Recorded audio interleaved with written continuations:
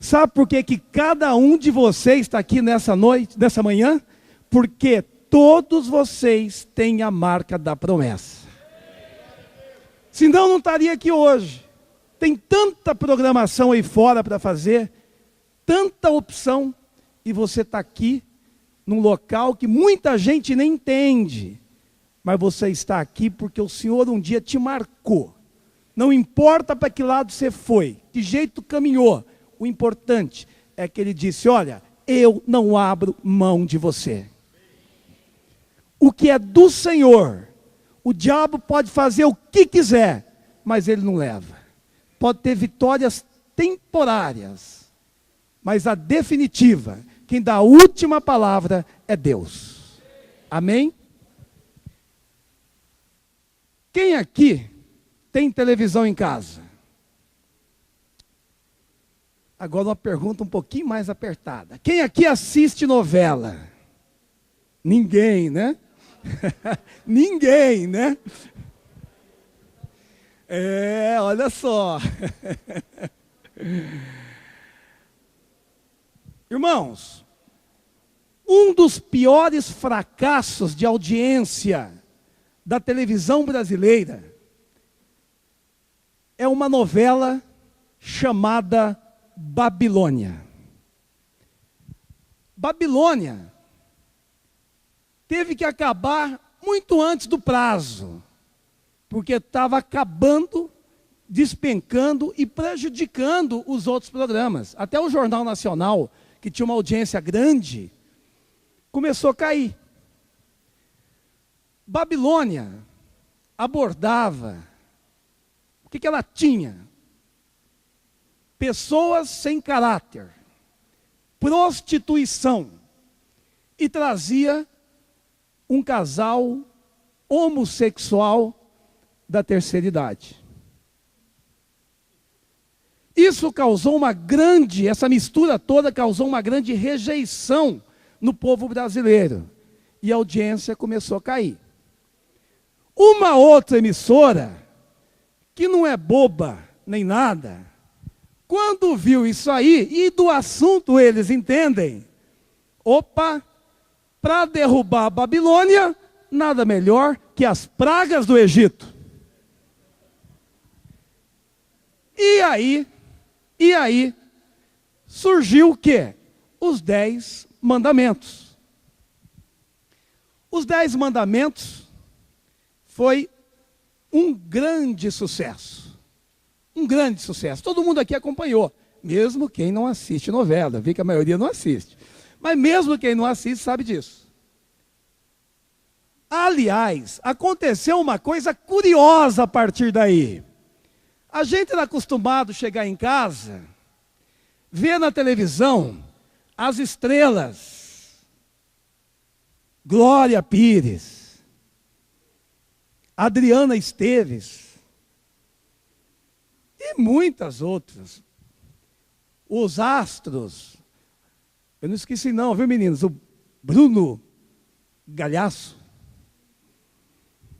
Só que de repente, na nova realidade, o Brasil viu uma outra situação. Você chegava em casa, olhava para a televisão, os astros, as estrelas eram outros. Eram os gafanhotos, os piolhos, as rãs, as artistas, as bonitonas perderam espaço para as rãs, para as moscas. Mudou. O ponto alto, o momento que marcou, foi a travessia do Mar Vermelho. O Brasil, em boa parte, parou para ver Moisés atravessar o Mar Vermelho junto com aquele povo, com o povo hebreu. A mídia logo já informou o que estava acontecendo. Olha, além de ter acertado, trouxe grandes nomes de Hollywood que vieram para cá para fazer a produção. Então foi encarado como uma grande produção. Para boa parte da população, a ideia que ficou formada era de um grande espetáculo. A travessia do Mar Vermelho é um grande espetáculo, mas é muito pouco. A travessia do Mar Vermelho é muito mais que isso. Então, quando o pastor Abílio, semana passada, falou, Deus tocou no coração para eu vir aqui falar com vocês, eu orei a Deus e pedi permissão para falar dos bastidores de tudo isso. Ó, não fique aí achando que eu vou falar de bastidores dos atores da novela. Não estou falando da novela do Mar Vermelho. Estou dizendo dos bastidores, o que aconteceu nesse fato tão marcante, tão importante, que é a travessia do Mar Vermelho. Amém? As lições que isso traz para nós. As lições deixadas para nós por Moisés e pelo povo hebreu. Então, nós vamos abrir em Êxodo, capítulo 14, versículos 13 a 16. Capítulo 14, versículos 13 a 16.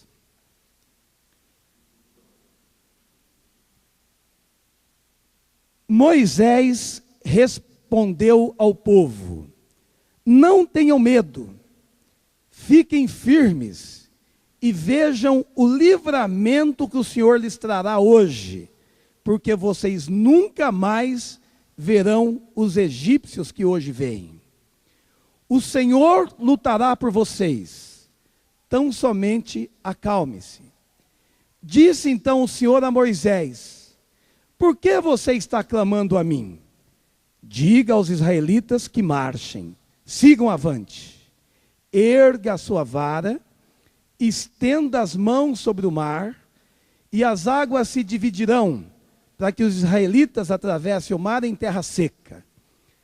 Aí o 30, versículo 30. Naquele dia, o Senhor salvou Israel das mãos dos egípcios, e os israelitas viram os egípcios mortos na praia.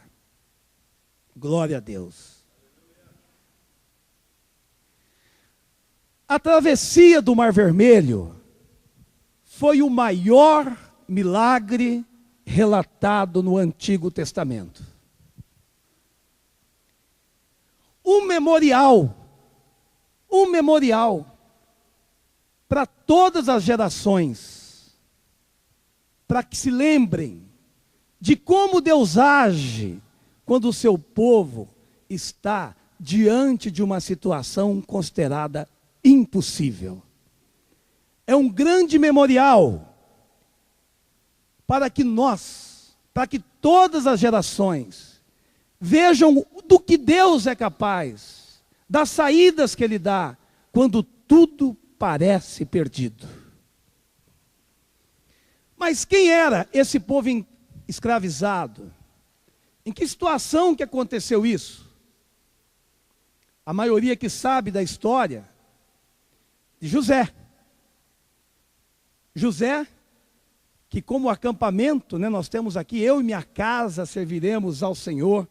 Talvez tenhamos ali um dos maiores exemplos de perdão familiar. Um dos maiores exemplos. José foi colocado lá num poço, depois foi vendido como escravo pelos próprios irmãos. Foi levado para o Egito. Foi lá para o Egito. Só que lá, José interpretou o sonho do rei. Resumindo bastante aqui. E disse para o rei: durante 7 anos haverá fartura. Mais 7 anos haverá escassez. Haverá fome. Então, rei, o correto, o prudente, é guardar mantimento, é guardar o trigo, para quando chegar a escassez, o senhor está prevenido. Veio a seca, veio aquela situação, e o que ocorreu? A família dele, que estava na terra anterior, na outra terra, foi para lá, foi para lá pedir comida, porque estava havendo uma fome muito grande. Só que antes o rei se agradou de José, de tanta inteligência. E o que ele fez? José se tornou governador do Egito. Governador, um homem de poder. Então os filhos, o pai, Jacó, aquela descendência, foi para lá, em busca de comida e a passar fome. José reconheceu os irmãos. Que lição de perdão. Que lição de perdão. Aqueles irmãos que haviam vendido ele como escravo, ele perdoou. E ainda mandou buscar o pai, mandou buscar a família. E por isso, aquele rei da época tinha com José uma grande parceria, uma grande consideração. Mas aí, irmãos, o tempo passou, morreu José, morreu o rei da época era também chamado de Faraó, porque entendia que tinha outros poderes além de ser apenas um monarca. Morreu, subiu outro ao trono, e esse não conhecia essa história, não conhecia o que tinha acontecido. E que esse rei novo, que tipo de sentimento que ele passou a ter? Na verdade, ele viu que aquele povo do José prosperava, Deus abençoava mesmo aquele povo, eles tinham prosperidade, aumentavam em números, e esse rei então ficou tomado por uma ira. Nós temos que parar isso aí, senão daqui a pouco esses imigrantes, esses estrangeiros, podem se unir numa guerra contra outros e nos derrotar e acabar conosco. Então, para a gente entender essa história da perseguição. E aí a Bíblia diz aqui, em Êxodo, capítulo 1, versos de 1 a 14.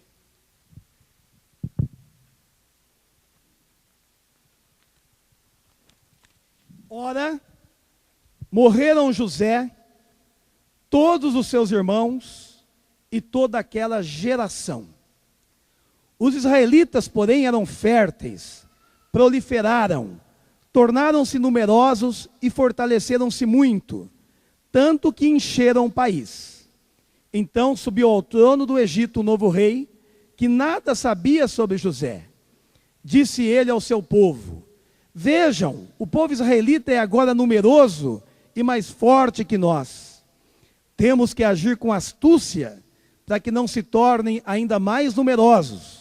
E no caso de guerra, aliem-se aos nossos inimigos, lutem contra nós e fujam do país. Estabeleceram, pois, sobre eles chefes de trabalho forçado, para os oprimir com tarefas pesadas. E assim, os israelitas construíram para o faraó as cidades celeiros de Pitom e Ramessés. Todavia, quanto mais eram oprimidos, mais numerosos se tornavam e mais se espalhavam. Por isso, os egípcios passaram a temer os israelitas e os sujeitaram a cruel escravidão. Tornaram-se-lhe a vida amarga, impondo-lhes a árdua tarefa de preparar o barro, fazer tijolos e executar todo tipo de trabalho agrícola, e em tudo os egípcios os sujeitavam a cruel escravidão. Irmão, era submetido o povo judeu a 3 níveis de escravidão. Escravidão física. Eles apanhavam de chicote. Os cativos eram proibidos de ir para um lado para o outro. Eles só podiam caminhar, ir para um lado para o outro, se tivesse autorização do dono. escravidão psicológica. Havia uma estrutura de opressão psicológica para que eles ficassem o tempo todo amedrontados, com medo. E ao ficar com medo, ficaria o quê? Conformado com a situação. Escravidão espiritual.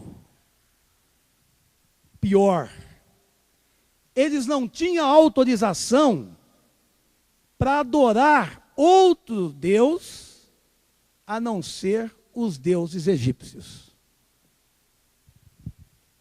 O texto bíblico cita diversas situações terríveis que aquele povo passou. A gravidez. A gravidez de uma mulher é talvez o momento mais bonito, mais esperado pelas mulheres. É um momento sublime. A mulher fica contente, feliz. Primeiro, normalmente, conta para o marido a novidade. Depois liga para a família, para a mãe, para os parentes. E depois compartilha com os amigos. Normalmente é assim. A gravidez é algo para ser contado, para ser celebrado, para ser comemorado. Quem é mãe aqui, com certeza, e para o pai também, para a família. Só que, meus irmãos, ali, a gravidez era momento de terror, momento de medo, de opressão, porque para os recém-nascidos, haviam duas determinações de Faraó.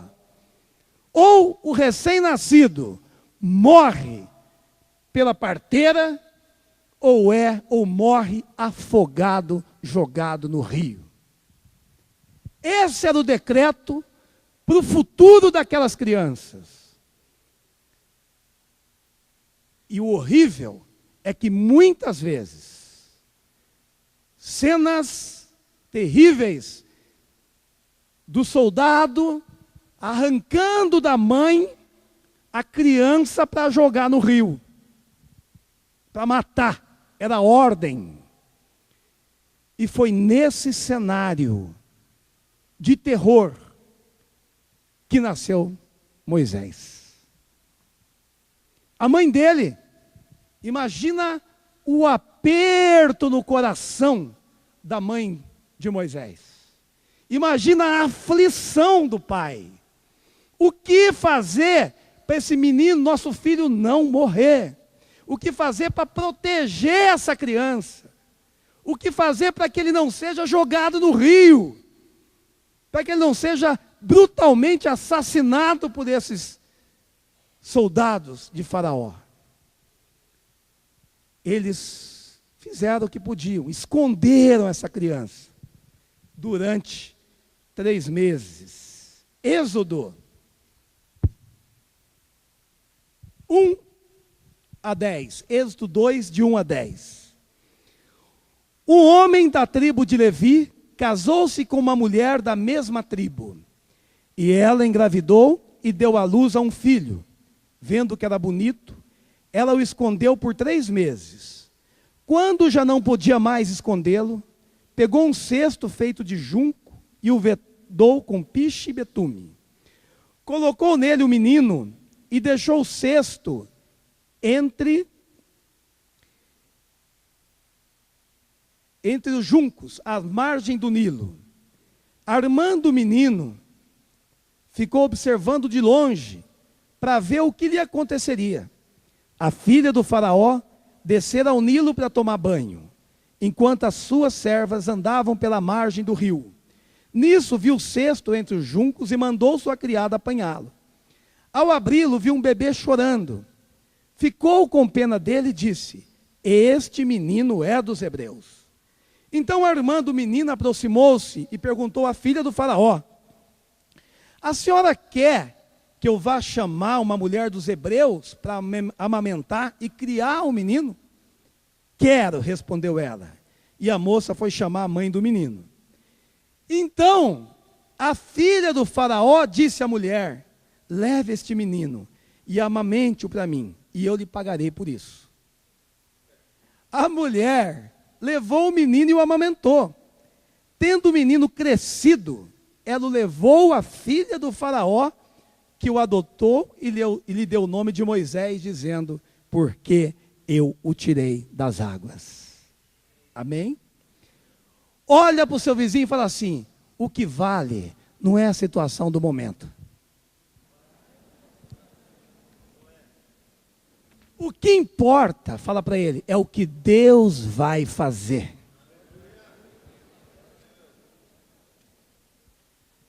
O comportamento da mãe de Moisés, dá para mim, não sei para vocês, uma lição. Me dá uma lição.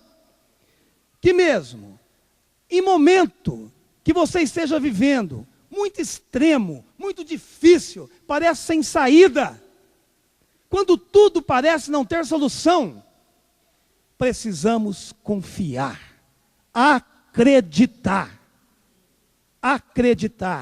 O nosso Deus, Ele é especialista em reverter as causas impossíveis.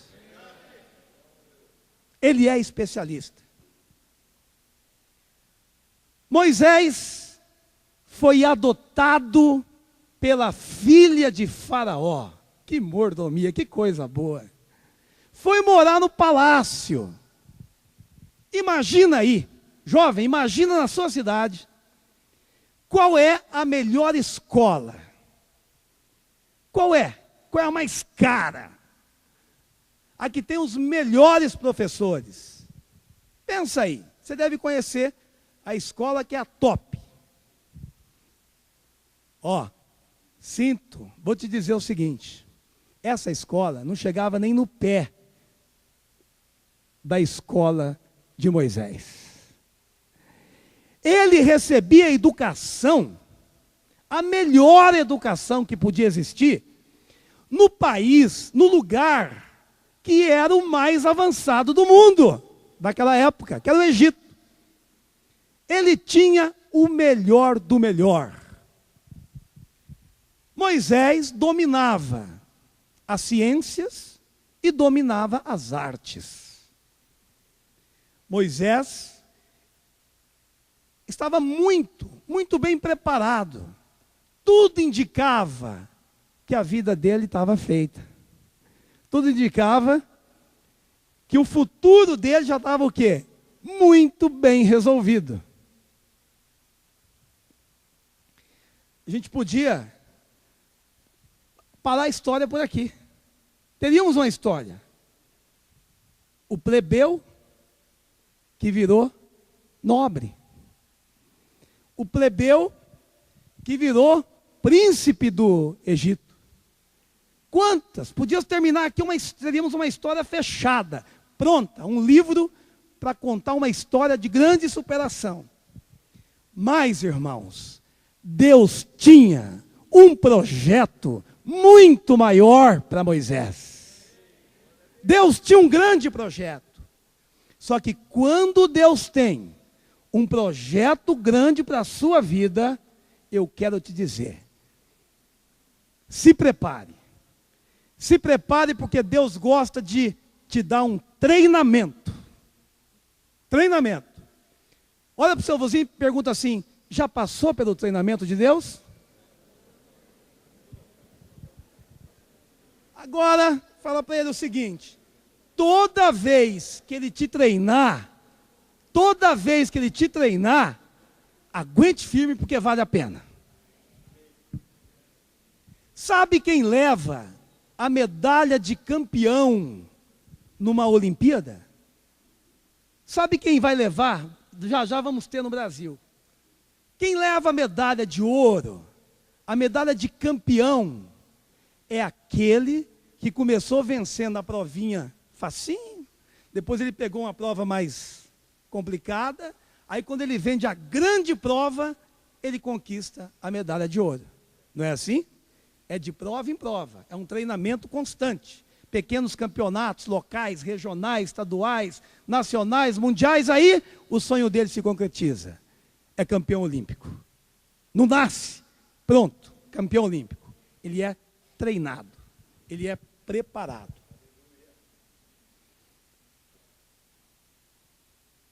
Olha para o seu vizinho e fala assim: se a sua prova está difícil, já já você tem a medalha de ouro.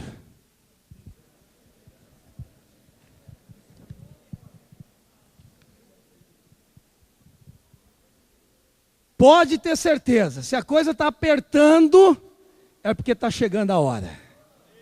É porque está chegando a hora. É porque Deus está preparando a saída. Deus está preparando a resposta. Deus está construindo, te preparando para depois ser eternamente grato a Ele.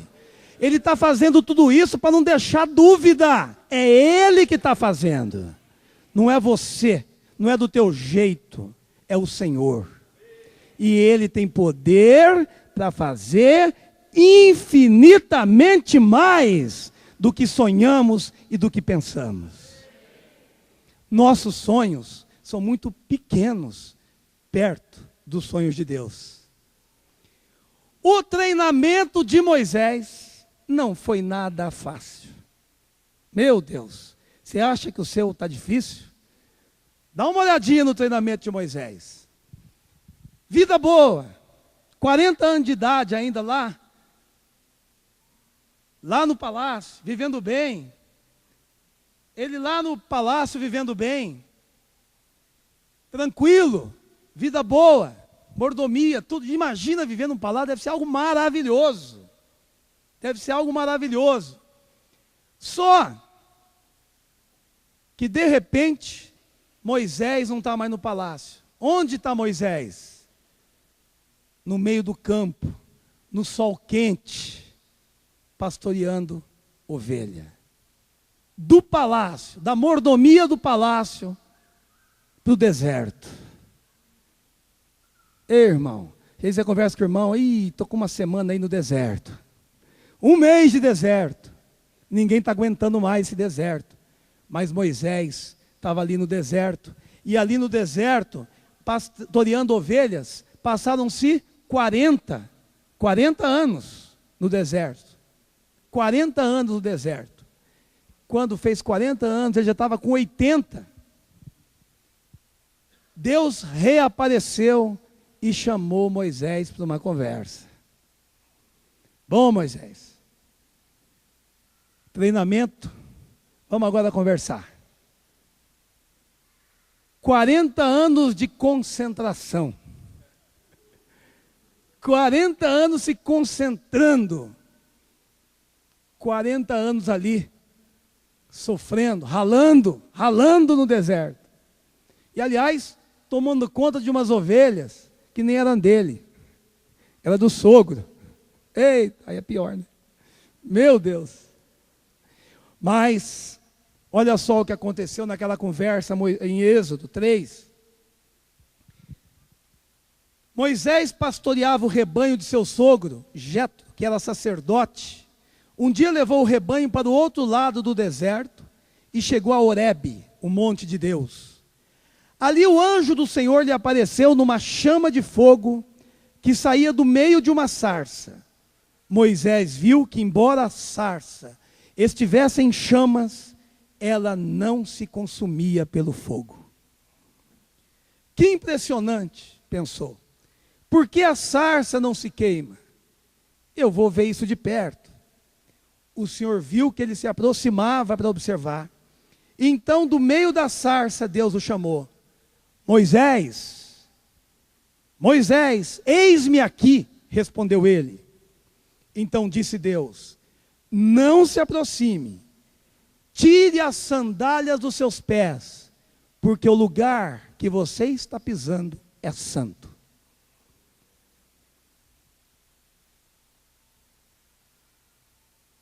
Disse ainda, eu sou o Deus de seu pai, o Deus de Abraão, o Deus de Isaque, o Deus de Jacó. Então Moisés cobriu o rosto, pois teve medo de olhar para Deus. Disse o Senhor, de fato, tenho visto a opressão sobre o meu povo no Egito, e também tenho escutado o seu clamor por causa dos seus feitores, e sei quanto eles estão sofrendo. Por isso, desci para livrá-los das mãos dos egípcios e tirá-los daqui, para uma terra boa e vasta, onde mana leite e mel, a terra dos cananeus, dos hitistas, dos amorreus, dos ferezeus, dos heveus e dos jebuseus. Pois agora o clamor dos israelitas chegou a mim, e tenho visto como os egípcios os oprimem.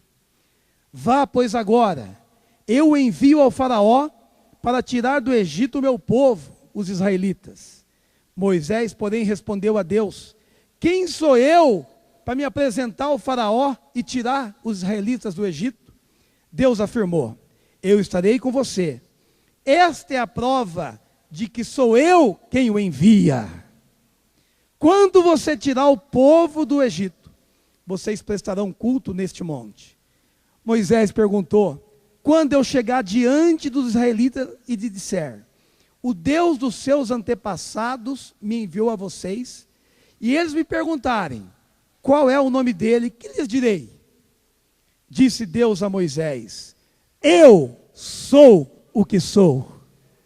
É isto que você vai dizer aos israelitas: eu sou, me enviou a vocês. Disse também Deus a Moisés: diga aos israelitas: o Senhor,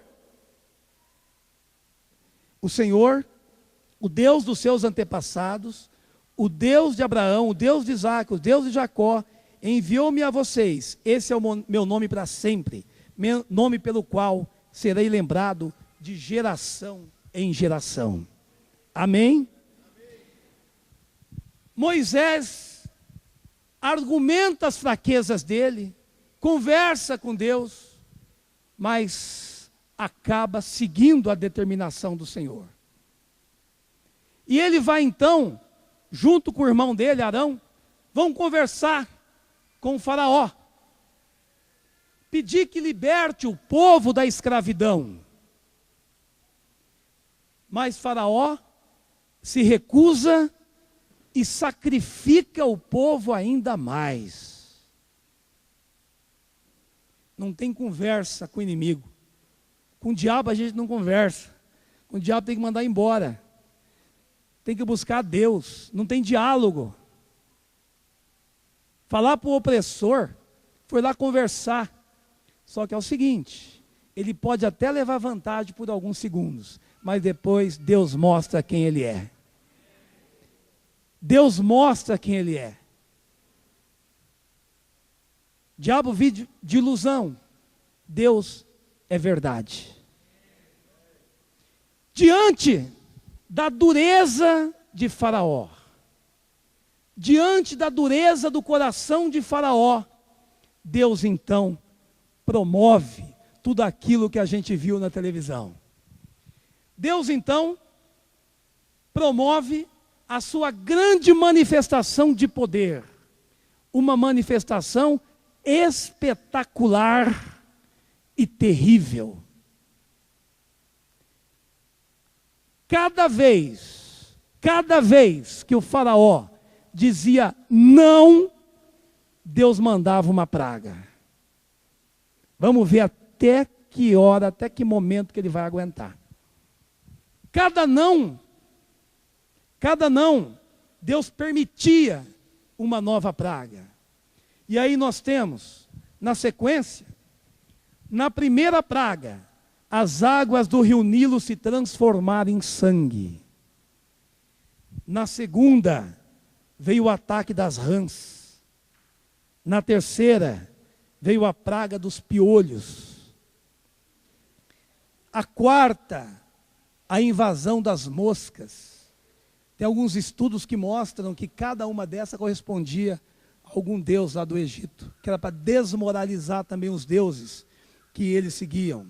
A quinta foi a peste sobre os animais. A sexta foi a sarna que arrebentava em úlceras. A sétima foi a saraiva com fogo. A oitava foi a invasão de gafanhotos, que acabou com a comida no campo. depois vieram as trevas, quando o sol não nasceu e tudo se transformou numa infinita noite. E a última foi terrível, matou todos os primogênitos egípcios, animais e pessoas. Irmãos, essa foi terrível, essa foi a pior de todas, porque houve aquela matança, aquela morte tão grande, e atingiu a casa do faraó. Como esse homem continuaria resistindo ao poder de Deus? Muitas vezes, você oprimido, muitas vezes você é perseguido, muitas vezes você vê cada coisa e fala, não é possível que isso esteja acontecendo comigo. Mas o inimigo é difícil, o inimigo muitas vezes tenta ver até onde você vai aguentar. Só que aí o nosso Deus, Ele é forte. Quando Ele entra em ação, não há inimigo que resista. Não há inimigo que resista. Aquele rei dizia, não vou libertar o povo hebreu, não vou libertar. Deus foi permitindo pragas, mas aí chegou no coração. O filho do rei, o herdeiro do trono, o primogênito, foi atacado, morreu. E aí, o rei então, Faraó então, chamou Moisés para conversar. Aí não tem mais jeito. Ali, ele autorizou então o povo ir embora. Conversou com o povo todo dele. Não foi nenhuma liberação. É mais ou menos assim, desapareçam daqui. Vão embora. Porque está acontecendo uma praga atrás da outra. Irmãos, uma coisa que me chama a atenção, ali o povo foi autorizado a sair daquela terra de escravidão. Ali o povo estava liberto para ir embora. E me chama aqui a atenção o capítulo 12, versos 35 e 36. Os israelitas obedeceram a ordem de Moisés e pediram aos egípcios objetos de prata e de ouro, bem como as roupas. Olha que detalhe. O Senhor concedeu ao povo uma disposição favorável da parte dos egípcios, de modo que lhes davam o que pediam.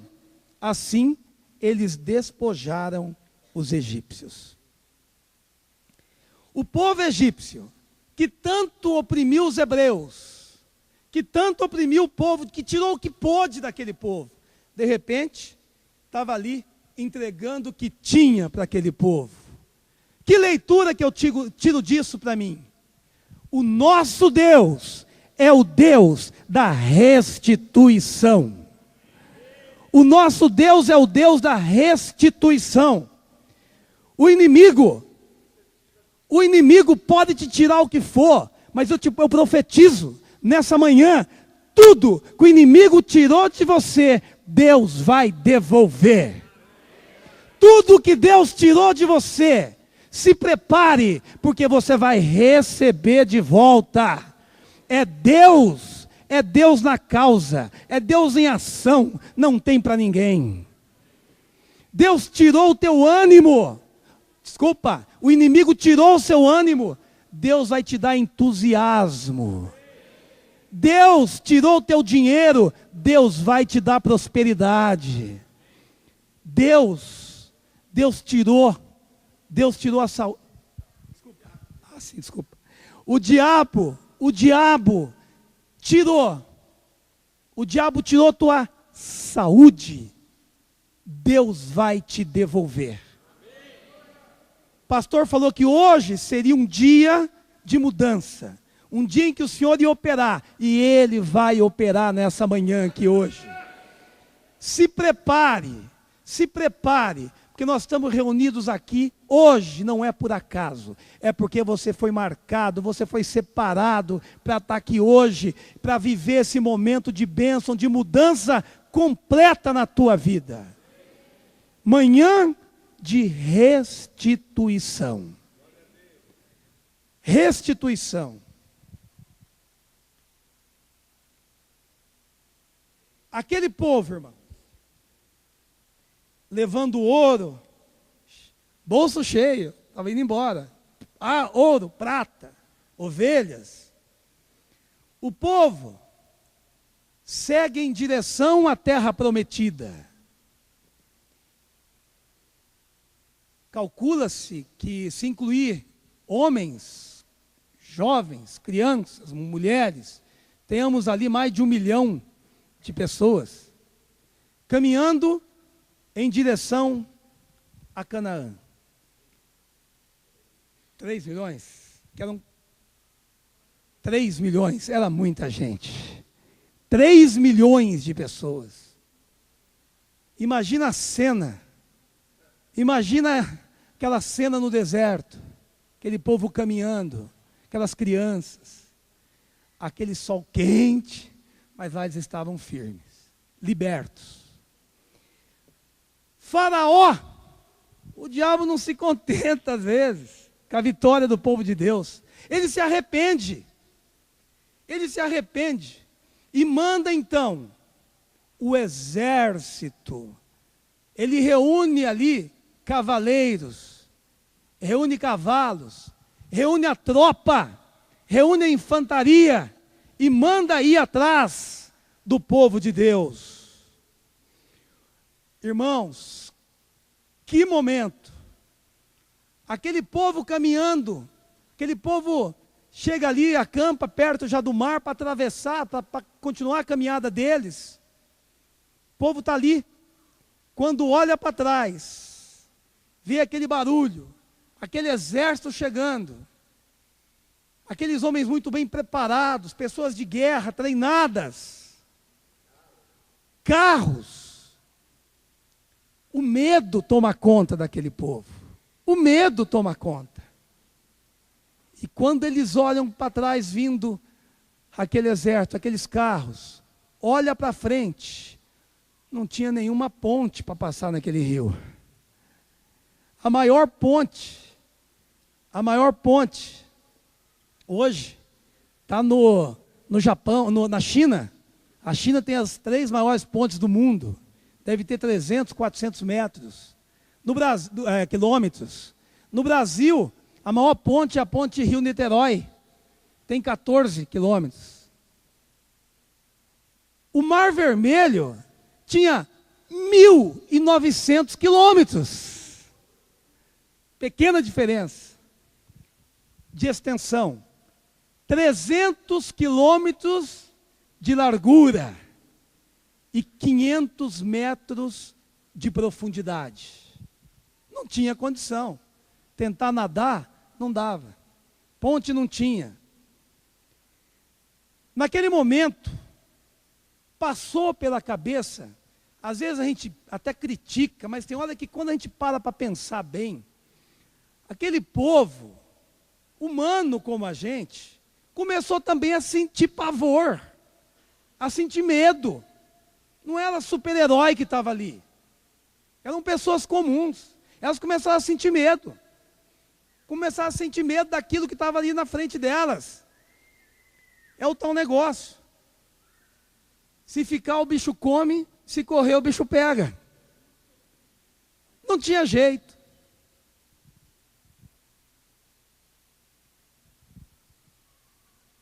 Aquele povo tinha visto também tantos milagres. Tanta coisa acontecer, eles mesmos estavam sendo ali resultado, mas eles ficaram aterrorizados e murmuraram. A palavra diz aqui, em Êxodo 14, 11, disseram a Moisés: Moisés, foi por falta de túmulos no Egito que você nos trouxe para morrermos no deserto? O que você fez conosco, Moisés, tirando a gente de lá? Já não tínhamos dito no Egito: deixe-nos em paz, seremos escravos dos egípcios. Antes ser escravos dos egípcios do que morrer no deserto. Olha a murmuração. Moisés respondeu ao povo: não tenham medo, fiquem firmes e vejam o livramento que o Senhor lhes trará hoje, porque vocês nunca mais verão os egípcios que hoje vêm. O Senhor lutará por vocês. O Senhor lutará por você.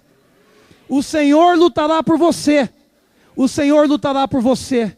O Senhor lutará por você. Quem peleja? Quem luta? Glória a Deus. Glória a Deus.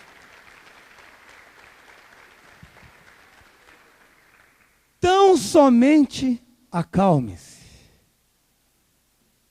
Sabe por que que Moisés falou com tanta convicção para aquele povo: acalme-se? Sabe por quê? Na frente tinha um mar intransponível aos olhos humanos. Atrás vinha Faraó, carros e cavaleiros. Mas do alto vem o poder de Deus. É do alto que vem o poder de Deus.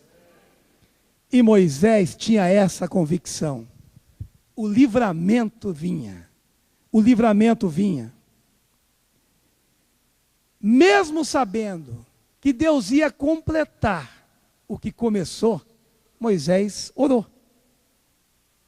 Mesmo sabendo, ele voltou a orar. Às vezes a gente ora, mas não toma posse da bênção. Não vai lá, opa, está aqui. Deus já deu. E a gente ainda está. Moisés orou. Disse então o Senhor a Moisés: por que você está clamando a mim? Diga aos israelitas que marchem. Diga. E as crianças entraram juntos. Que sigam avante.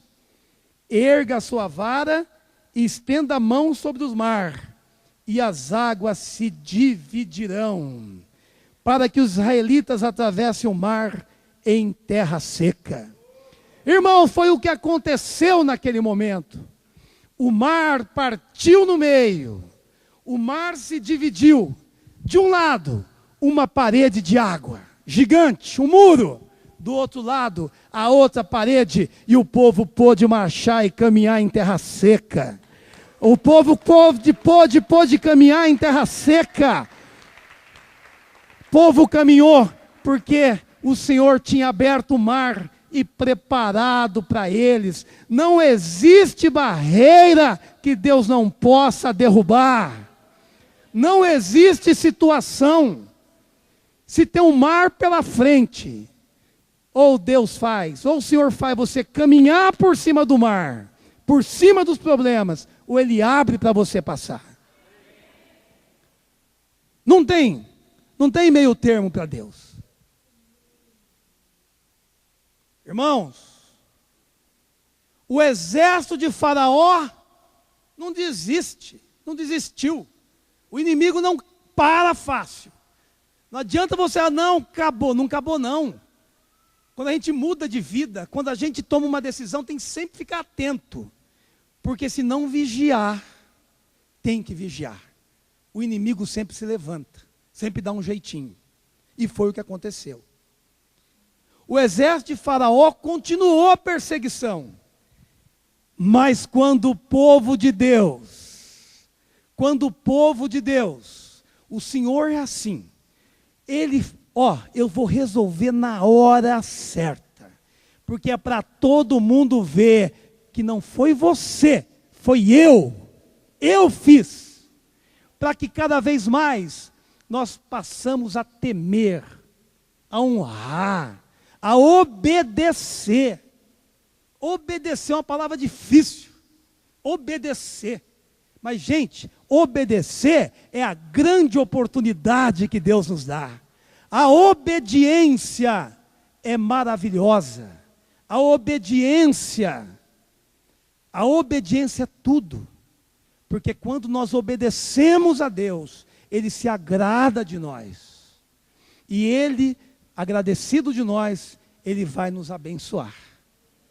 Então a bênção é a obediência. Então a obediência não é um fardo. Obediência é algo maravilhoso que Deus nos deu.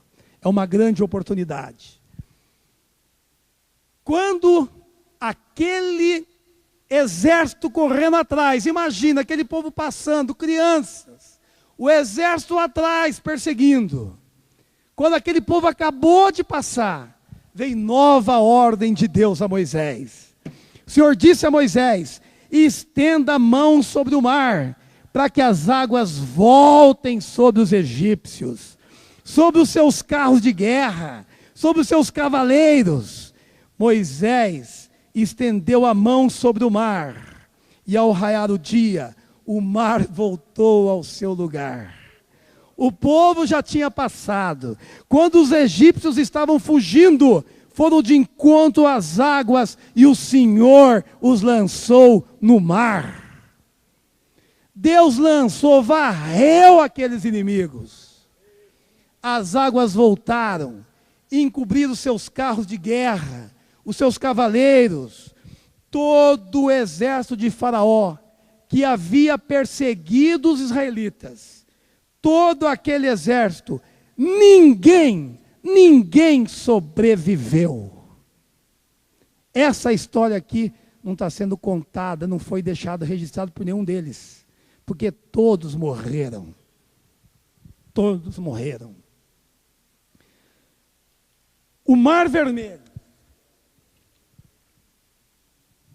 é o local, presta atenção, o Mar Vermelho é o local que Deus usou para mostrar a mundo, a todas as gerações, o que Ele é capaz de fazer pelo seu povo. É um memorial. Ali é a travessia, é para que todos nós possamos sempre lembrar do que Ele é capaz de fazer quando estamos vivendo algum momento, alguma situação de escravidão. E quando clamamos a Ele, quando buscamos a Ele, ali Ele mostra claramente o que Ele pode fazer por nós. Algo impensável aos nossos olhos. Algo inimaginável. Irmãos, eu quero dizer para vocês que, como disse hoje o pastor Abílio aqui, sem saber do que Deus tinha colocado no meu coração para falar, eu quero profetizar em nome de Jesus, que Deus está usando este acampamento, Ele está usando nesta manhã, como local para libertar qualquer tipo de escravidão. Deus está usando esse acampamento aqui hoje para te libertar de qualquer coisa que te aflige. Pode ser qualquer tipo de prisão. Uma prisão, muitas vezes na alma. Muitas vezes uma falta de perdão que te escraviza. Nós vimos aqui esses dias que escraviza muito mais quem guarda do que o odiado. Deus vai libertar nessa manhã em nome de Jesus. Deus vai tirar todas as amarras.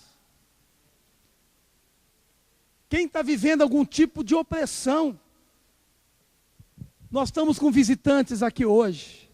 Eu quero fazer um apelo, quero dizer a você, hoje Deus está te dando a grande oportunidade de você sair do deserto, de você se liberar de todo tipo de algo, qualquer coisa que te escraviza, e vir para a liberdade, para ter uma vida diferente, uma vida abençoada, uma vida que muitos aqui hoje já se decidiram e vão ali passar pelo batismo. O que eu digo para você hoje é que o preço da sua liberdade já foi pago por Cristo na cruz do Calvário.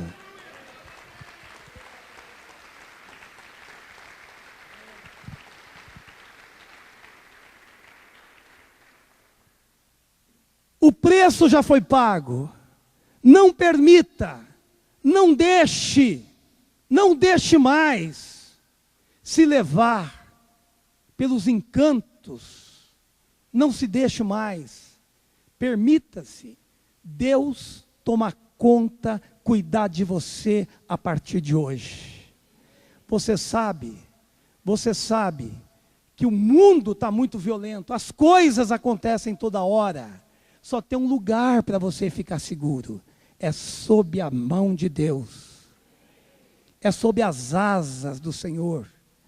Não existe outro local que haja segurança. A segurança só tem em um lugar. O único porto seguro. Tudo muda, tudo passa. O único que não muda é o mesmo ontem, hoje e será eternamente, é Jesus Cristo. tvcmc.com.br é o nosso canal para compartilhar o Evangelho do Reino de Deus e o senhorio de Jesus Cristo.